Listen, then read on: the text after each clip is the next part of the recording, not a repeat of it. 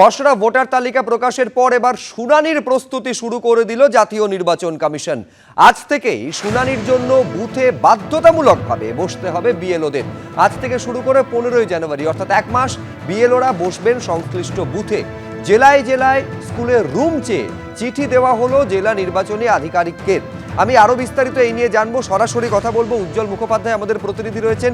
এইটা উজ্জ্বল, আমাদের জানাও যে চিঠি দেওয়া হয়েছে বিভিন্ন স্কুলে রুম চেয়ে, যেখানে বাধ্যতামূলকভাবে আগামী এক মাস বিএলওদের বসতে হবে, কি কারণে, কি তারা করবেন, আগামী এক মাস কিভাবে গোটা প্রক্রিয়া চলবে?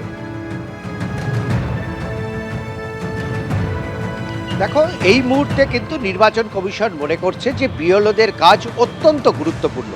প্রথমত, নির্বাচন কমিশনের পক্ষ থেকে বিএলওদের কাছে বেশ কিছু নথি পাঠানো হয়েছে, অর্থাৎ যাদেরকে ডাকা হবে, যাদেরকে হিয়ারিংয়ে আসতে হবে, সেই নথি কিন্তু বিএলওদের কাছে পৌঁছে গেছে। কাদের কাদের ডাকা হচ্ছে তার নির্দিষ্ট বুথে তাদেরকে খবর দেওয়া, কমিশনের পক্ষ থেকেও তাদেরকে ফোন করা হচ্ছে। এছাড়া যে সমস্ত তালিকা প্রকাশিত হয়েছে তাতে কার নাম আছে, কার নাম বাদ গেছে, এই বিষয়টাও কিন্তু বিএলওদের কাছ থেকে এসে ভোটাররা জানতে পারবে। কেন নাম বাদ গেল এবারই প্রথম, বিহারের ক্ষেত্রে যে কাজ হয়নি, এবারে কিন্তু পশ্চিমবঙ্গের ক্ষেত্রে সেটাও নির্বাচন কমিশন করে দেখালো।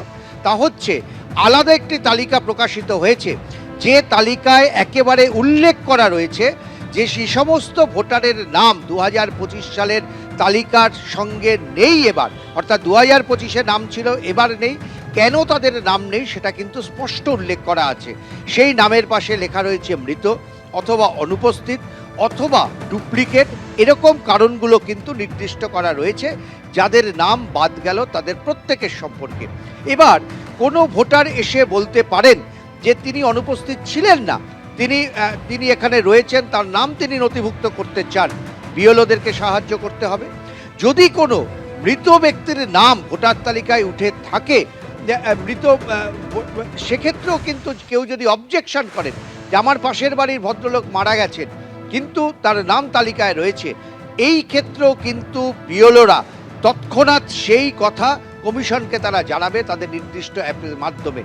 তৃতীয়ত, কেউ অনুপস্থিত ছিল সেই সময় কিন্তু এখন তিনি ফিরে এসেছেন, হয়তো বিদেশে ছিলেন, হয়তো কোথাও বাইরে ছিলেন, এক্ষেত্রেও তাদের কাছে নির্দিষ্ট যে অভিযোগ বা তাদের যা বক্তব্য সেটা বিএলওকে জানাতে হবে, বিএলও সেটা নির্বাচন কমিশনকে জানাবে।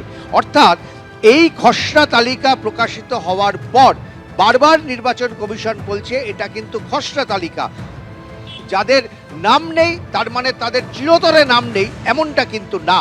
ফলে কারুর যদি অভাব অভিযোগ যা থাকবে একেবারে বুথ স্তরের কাছে বিএলওরা সেই অভাব অভিযোগ শুনবেন এবং সেটা নির্বাচন কমিশনকে পৌঁছে দেবেন। কমিশনের বিশ্বাস যে 80,000 বিএলও যেভাবে তাদের দায়িত্ব পালন করেছেন এই এক মাস দেড় মাস ধরে, বাকি এই একটা মাসও সেই দায়িত্ব তারা পালন করবেন এবং তারা যাতে নির্দিষ্ট জায়গায় বসতে পারেন সেই জন্য। এবিপি আনন্দ, এগিয়ে থাকে, এগিয়ে রাখে।